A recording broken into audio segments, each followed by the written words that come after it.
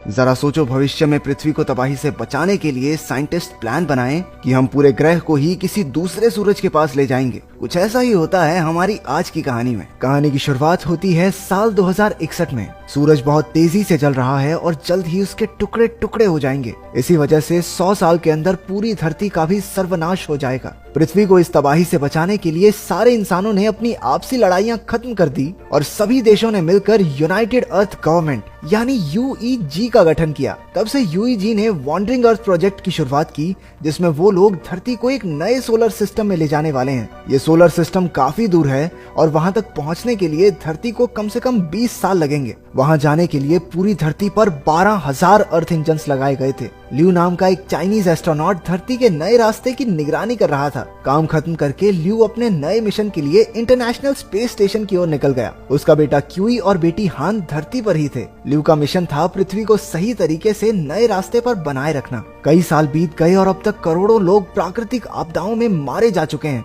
अब धरती का घूमना बंद हो गया था, जिसकी वजह से सुनामियों ने तबाही मचा रखी थी। और तो और सूरज से दूर होने की वजह से धरती की सतह पूरी तरह बर्फ में जम चुकी थी। इसी वजह से बचे हुए इंसान धरती के नीचे बने शहरों में रह रहे थे। 17 साल बाद 2078 में ल्यू और उसके कलीग स्पेस स्टेशन में अपना काम खत्म करके धरती पर लौटने की तैयारी में थे। उसका बेटा क्यूई अब नौजवान हो चुका है और हैवी ट्रक्स ठीक करने का काम करता है। क्योंकि बाकी इंसानों की तरह वो भी धरती के नीचे बने शहरों में रहता है, इसलिए उसने कभी धरती के ऊपर का नजारा देखा ही नहीं था। वो बड़ी शिद्दत से बाहर जाना चाहता था, लेकिन मौजूदा हालातों में ऐसा मुमकिन नहीं। लेकिन एक दिन उसने फैसला किया कि बाहर तो वो जाकर रहेगा। उसने गैर कानूनी तरीके से 2 थर्मल सूट और फेक आईडीज चुरा ली। उसकी बहन हान भी उसके साथ थी, जिसने बड़ी चालाकी से अपने दादा ज़ैंग के ट्रक की चाबी और क्लियरेंस पास निकाल लिया। ज़ैंग वॉन्डरिंग अर्थ प्रोजेक्ट का एक ट्रक ड्राइवर था। जब क्यूई और हान ऊपर पहुंचे तो अर्थ इंजन को देखकर उनके होश उड़ गए। इतना बड़ा इंजन उन्होंने आज तक नहीं देखा था और ऐसे ही 12,000 इंजन पूरी धरती पर मौजूद थे।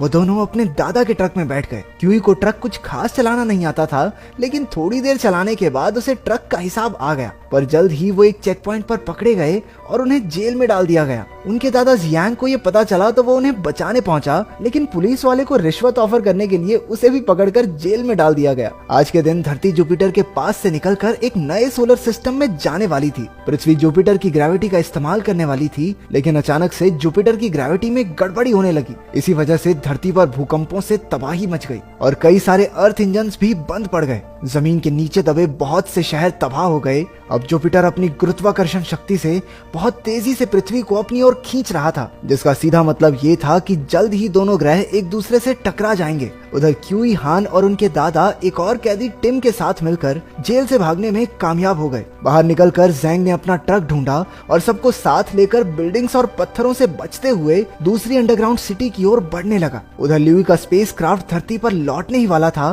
कि तभी मेन कंप्यूटर मॉस ने कहा कि क्योंकि space station low energy mode में जा रहा है, इसलिए उन सबको हाइबरनेशन में जाना होगा। लेकिन ल्यू अपने परिवार से मिलना चाहता था। उसने अपने पिता को कॉल किया तो उसे जेल वाले कांड और धरती की तबाही के बारे में पता चला। उसने उन्हें पास के एक बंकर का रास्ता बताया। इसके बाद वो हाइबरनेशन में जाने की तैयारी करने लगा। उधर ज़ैंग के ट्रक को चाइनीज सैनिकों की रेस्क्यू टीम ने रोक लिया। उनके कैप्टन वैंग ली ने ऑर्डर दिया कि उन्हें ट्रक में लाइटर कोर नाम का फ्यूल लेकर जाना होगा, जिससे कि बंद हुए अर्थ इंजन्स को फिर से चलाया जा सकता है। मजबूरी में ज़ैंग को मानना पड़ा। जल्द ही ल्यू को उसका पता चल गया और उसने कैप्टन वैंग ली से कहा कि उसके परिवार को बंकर में जाने दे। लेकिन कैप्टन ने उसकी बात ना मानते हुए साफ सीधे तौर पर कहा कि मिशन पूरा होने के बाद ही वो उसके परिवार को जाने देगा। अब ज़ैंग के पास कोई चारा नहीं था तो वो उन्हें शंघाई ले गया। ये शहर अब पूरा का पूरा बर्फ में जम चुका था। फ्लैशबैक में दिखाया जाता है कि कई साल पहले शंघाई में जबरदस्त सुनामी आई थी और पूरा शहर पानी से भर गया था।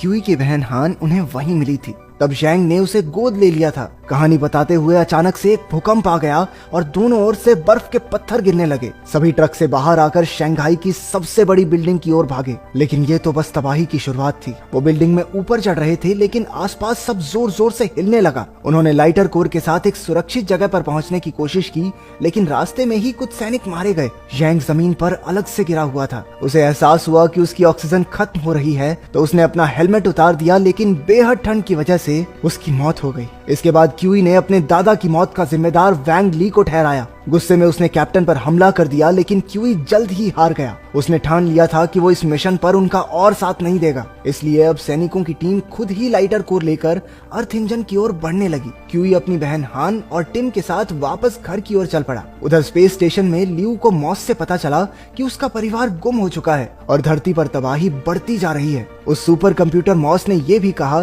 कि अब धरती को बचाना नामुमकिन है, इसलिए अब वो धरती पर नहीं जा रहे। अब से उनका एक नया मिशन शुरू होगा, जिसमें धरती के रास्ते को छोड़कर ये स्पेस स्टेशन खुद ही नए सोलर सिस्टम में जाएगा और वहाँ एक नए ग्रह पर जिंदगी की शुरुआत करेगा। वहाँ पर कुछ इंसान, फसलें और कई चीजें भेजी जाएंगी, जिससे इंसानी जीवन फिर से शुरू किया जा सके। ये सुनते ही लियू गुस्से से भर गया। वो पृथ्वी को यूं ही तबाह नहीं होने दे सकता था। वो हाइबरनेशन से भागने की कोशिश करने लगा, लेकिन तभी कंप्यूटर मॉस ने बाकी सबको भी जगा दिया। लेकिन उसके रशियन टीममेट मार्करोव ने लियू का साथ देने का फैसला किया। उन्होंने स्पेस स्टेशन का एक दरवाजा तोड़ा और स्पेस में उड़ने लगे। अपने दोस्त को कंट्रोल सेंटर तक पहुंचाने के लिए मार्करोव ने अपनी जान की बाजी लगा दी और उसी की वजह से ल्यूई कंट्रोल सेंटर तक पहुंचने में कामयाब हो गया। उधर धरती पर क्यूई और उसके साथियों को एक ट्रक के साथ टूटा हुआ प्लेन मिला। उस प्लेन में एक ही आदमी बचा था, यी, जो एक बहुत बड़ा साइंटिस्ट था। उसने उन सबको बताया कि जुपिटर पृथ्वी को अपनी ओर खींच रहा है, जिसकी वजह से हवाई जहाजों का उड़ना भी अब नामुमकिन है। यी ने उन्हें बताया कि अब पृथ्वी को तबाही से बचाने का एक ही रास्ता है। उसके लिए उन्हें पृथ्वी के बीचों बीच रखे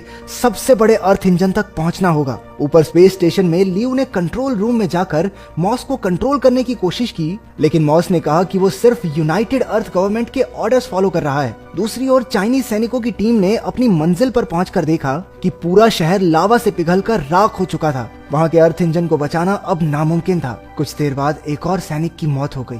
धीरे धीरे सबकी हिम्मत टूटने लगी थी। गुस्से और फ्रस्ट्रेशन में एक फौजी ने लाइटर कोर फ्यूल पर ही गोली चलाकर उसे तोड़ दिया, लेकिन तभी क्यूई अपने साथियों के साथ वहाँ पहुँच गया। उसने सैनिकों को सबसे बड़े अर्थ इंजन के बारे में बताया। कैप्टन वैंग ली को उसका यह आइडिया पसंद आया और वो सब मिलकर पृथ्वी के बीचों बीच रखे इंजन की ओर बढ़ने लगे। वहाँ पहुँचकर उन्हें पता चला कि बाकी टीम्स ने पहले ही इंजन्स को ठीक कर दिया है, लेकिन सभी इंजन्स की ताकत को मिलाकर भी पृथ्वी को जुपिटर से टकराने से रोकना मुश्किल हो रहा था। ऊपर स्पेस स्टेशन में सुपर कंप्यूटर मॉस ने ल्यू को बताया कि अब किसी भी तरीके से धरती को तबाह होने से नहीं बचाया जा सकता। मॉस ने पूरी धरती पर मैसेज भेज दिया कि सिर्फ 7 दिन में धरती जुपिटर से टकराकर नष्ट हो जाएगी। ये खबर सुनकर क्यू खुद को संभाल नहीं पाया। उसने कहा कि असल में उनके पास सिर्फ एक ही दिन बचा है, क्योंकि जुपिटर बहुत तेजी से धरती को अपनी ओर खींच रहा था। जब वो आसमान में जुपिटर को पास आते देख रहा था, तो अचानक उसके दिमाग में एक आइडिया आया। जुपिटर पृथ्वी से बहुत ज्यादा मात्रा में ऑक्सीजन खींच रहा था। अगर वहाँ आग लगा दी जाए तो जबरदस्त विस्फोट होगा, क्योंकि ऑक्सीजन में आग बहुत तेजी से फैलती है। इसी धमाके के असर से पृथ्वी को जोरदार झटका लगेगा और हमारा ग्रह जुपिटर से दूर हो जाएगा। क्यूई ने तुरंत अपना प्लान यी को बताया और जल्द ही दोनों ने मिलकर सबसे बड़े इंजन को हैक कर लिया। उसी इंजन की ताकत से जुपिटर तक आग पहुंचाई जा सकती थी। उन्होंने बड़ी मुश्किल से इंजन को प्रोग्राम किया, लेकिन आखिर में आग जलाने के लिए फायरिंग पिन को धक्का नहीं दे पाए। मदद के लिए कैप्टन वैंग ली ने पास के रेस्क्यू वर्कर्स को बुलाया, लेकिन किसी ने भी उसकी बात नहीं सुनी। तभी क्यूई की बहन हान ने स्पेस स्टेशन में इमरजेंसी कॉल लगाकर अपने पिता से मदद मांगी और उसे पूरा प्लान समझाया। लेकिन मॉस ने कहा कि बाकी साइंटिस्ट के पास भी पहले से ये आइडिया था और इसके कामयाब होने का कोई चांस नहीं है। फिर भी लियू ने यूईजी से परमिशन मांगी, लेकिन उन्होंने साफ इनकार कर दिया। आखिरकार हान ने बचे हुए रेस्क्यूअर्स को इमोशनल स्पीच देते हुए कहा कि वो सब मिलकर ही इंसानियत को तबाही से बचा सकते हैं। उसे सुनकर दुनिया भर के लोगों के दिल भर आए। कुछ ही पलों में हजारों रेस्क्यूअर्स वहां पहुंच गए और फायरिंग पिन को धकेलने लगे। आखिरकार कामयाबी क्यूई के हाथ लगी और अब प्रोग्राम लॉन्च करने के लिए सब कुछ तैयार था। ये एक पत्थर गिरने की वजह से काफी जख्मी हो चुका था, लेकिन फिर भी उसने जोर लगाकर सही तार जोड़ दी और प्रोग्राम लोड हो गया। इंजन ने आग लगाने के लिए एक जबरदस्त प्लाज्मा बीम जुपिटर की तरफ शूट कर दी, लेकिन इतनी कोशिश के बाद भी वो आग लगाने के एरिया से 5000 किलोमीटर पीछे ही रह गई। लियू भी ये सब देख रहा था और उसे अचानक याद आया कि स्पेस स्टेशन में अब भी 30,000 टन फ्यूल है। जिससे 5000 किलोमीटर की आग तो पैदा हो ही जाएगी। लेकिन ये प्लान सुनते ही मॉस ने पूरा सिस्टम ही लॉक कर दिया। गुस्से में लियू ने मेन कंप्यूटर को जला दिया और खुद स्पेस स्टेशन को जुपिटर की ओर मोड़ दिया। कुछ ही पलों में स्पेस स्टेशन जुपिटर से जा टकराया और एक जबरदस्त विस्फोट हुआ। इस धमाके ने पृथ्वी को दूर तो धकेल दिया, लेकिन इसी चक्कर में पूरी धरती पर बर्बादी शुरू हो गई। जमीन तड़तड़ाकर फटने लगी और सब कुछ हवा में उड़ रहा था। टिम ने एक पाइप का सहारा लेकर किसी तरह खुद को बचाया, लेकिन क्यूई अपनी गिरती हुई बहन को बचाने के लिए कूद पड़ा। उसने हीरो की तरह उसे हवा में पकड़ा और एक बबल कैप्सूल के जरिए दोनों बच गए। हालांकि गिरकर क्यूई का हेलमेट टूट गया, लेकिन उसने आंखें बंद करने से पहले देखा कि धरती इस तबाही से बच चुकी थी। इसके 3 साल बाद हमने देखा कि क्यूई अब एक ट्रक ड्राइवर बन चुका था और सभी अर्थ इंजन्स ने भी काम करना शुरू कर दिया है। अब पृथ्वी अपने नए सोलर सिस्टम की ओर बढ़ रही है, जहां जाकर एक बार फिर से खुशहाल जीवन की शुरुआत होगी।